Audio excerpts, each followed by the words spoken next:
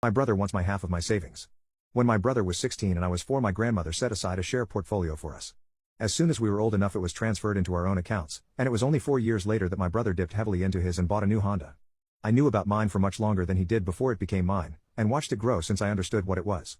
By the time I was given full control, it was already worth a ridiculous amount because a big portion of it was invested in Apple, and I'm torn on using the funds locked up as they are, because Dad drilled it into me to leave it to grow until I'm 40-something.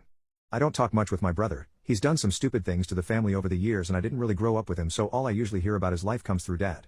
His new girlfriend works in law though, and I've received a formal letter from them both that the investments my grandmother made were designed to be for both of us to use, not just for me alone, and his was only around $15,000.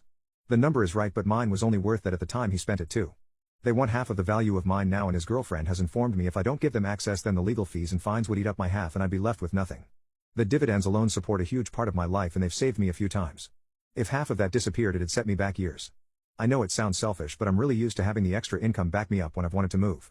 I've lived in 4 states by my own choice and I want to move and take in more before I settle down, if I ever do. How likely is it they'll win and leave me with nothing? As far as I know, there was no paperwork or will just my grandmother's word. She set up my brother's accounts when he turned 19, but she gave them to Dad at the same time as my brother got his, and Dad transferred the whole lot to me 6 years ago. For my share, I have all the logins, the trading accounts and bank accounts are in my name, and the shares are all solely in my name too. Should I find my own lawyer, and if I need one, what kind do I need? I have an accountant I've used for years, but this doesn't seem like an accounts problem but a law one.